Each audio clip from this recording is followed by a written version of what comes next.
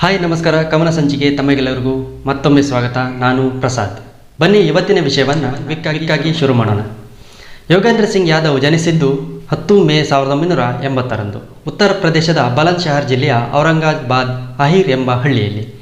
ಅವರ ತಂದೆ ಕರಣ್ ಸಿಂಗ್ ಯಾದವ್ ಕುಮಾऊं ರೆಜಿಮೆಂಟ್ನಲ್ಲಿ ಸೈನಿಕರಾಗಿದ್ದು 1965 ಮತ್ತು 1971ರ ಭಾರತ ಪಾಕ್ ಯುದ್ಧದಲ್ಲಿ ಹೋರಾಡಿದರು.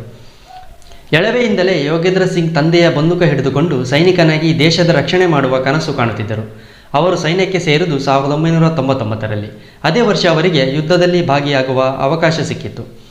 ಗ್ರೆನೇಡಿಯರ್ ರೆಜಿಮೆಂಟ್ನಲ್ಲಿ ಸೇರಿದ್ದ ಯೋಗೇಂದ್ರ ಸಿಂಗ್ ವಿಶೇಷ ಕಮಾಂಡೋ ತರಬೇತಿ ಪಡೆದು ಘಾತಕ್ ಎಂಬ ಕಮಾಂಡೋ ದಳದಲ್ಲಿದ್ದರು. ಕಾರ್ಗಿಲ್ನ ಯುದ್ಧ ಆರಂಭವಾದಾಗ ಅವರ ತಂಡಕ್ಕೆ ಟೈಗರ್ ಹಿಲ್ 3 ಬಂಕರ್ಗಳನ್ನು ವಶಪಡಿಸಿಕೊಳ್ಳುವ ಜವಾಬ್ದಾರಿ ವಹಿಸಲಾಗಿತ್ತು.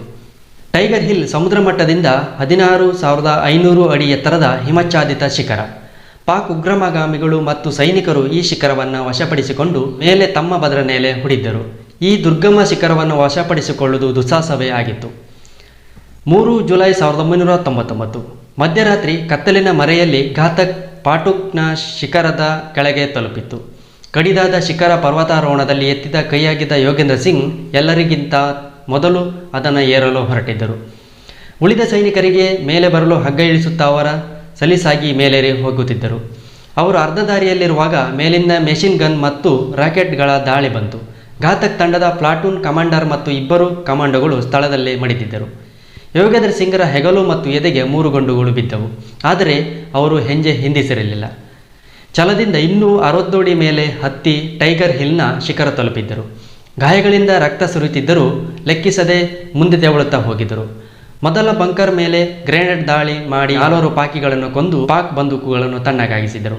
ಯೋಗೇಂದ್ರ ಸಿಂಗ್ ಇಳಿಸಿದ ಹಗ್ಗ ಹಿಡಿದು ಉಳಿದ ಘಾತಕ್ ಕಮಾಂಡೋಗಳು ಸುಲಭದಲ್ಲಿ ಮೇಲೇರಿ ಬಂದಿದ್ದರು. ಯೋಗೇಂದ್ರ 2 ಸಂಗಾತಿಗಳೊಡನೆ ಇನ್ನೊಂದು ಬಂಕರ್ ಮೇಲೆ ನೆಗೆದು ಕುಕ್ರಿ ಅಂದರೆ ಕತ್ತಿಯಲ್ಲಿ 4 ಪಾಕ್ ಸೈನಿಕರನ್ನು ಕತ್ತರಿಸಿ ಹಾಕಿದ್ದರು. ಘಾತಕ್ ತಂಡ ಶತ್ರುಗಳನ್ನೆಲ್ಲ ನಿರ್ನಾಮ ಮಾಡಿ ಟೈಗರ್ ಹಿಲ್ ಮೇಲೆ ತ್ರಿವರ್ಣ ಧ್ವಜ ಹಾರಿಸಿತ್ತು. ಗಾಯಾಳು ಯೋಗೇಂದ್ರ ಸಿಂಗ್ರನ್ನು ಆಸ್ಪತ್ರೆಗೆ ಒಯ್ಯಲಾಯಿತು.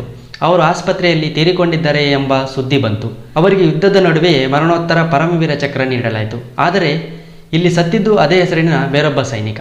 ಟೈಗರ್ ಹಿಲ್ ಹೀರೋ ಇನ್ನೂ ಜೀವಂತ ಇದ್ದಾರೆ ಎಂದು ಆಮೇಲೆ ತಿಳಿದು ಬಂತು. ಕೇವಲ 19ನೇ ವಯಸ್ಸಿನಲ್ಲಿ ಪರಮವೀರ ಚಕ್ರ ತಮ್ಮದಾಗಿಸಿಕೊಂಡ ಸುಬೇದಾರ್ ಯೋಗೇಂದ್ರ ಸಿಂಗ್ ಯಾದವ್ ಈ ಗೌರವ ಪಡೆದವರಲ್ಲಿ ಎಲ್ಲರಿಗಿಂತ ಎಳೆಯವರಾಗಿದ್ದರು. ಇಂದು ಇವರು ಭಾರತೀಯ ಸೈನ್ಯದಲ್ಲಿ ಜೂನಿಯರ್ ಕಮಿಷನರ್ಡ್ ಅಧಿಕಾರಿಯಾಗಿ ಸೇವೆ ಸಲ್ಲುತ್ತಿದ್ದಾರೆ. ಇದಿಷ್ಟು ಇಂದಿನ ಮಾಹಿತಿ. ಮುಂದಿನ ವಿಡಿಯೋದಲ್ಲಿ ಮತ್ತೆ ಭೇಟಿಯಾಗೋಣ. ಅಲ್ಲಿ ತನಕ ಶುಭ ದಿನ. ಬಾಯ್ ಬಾಯ್.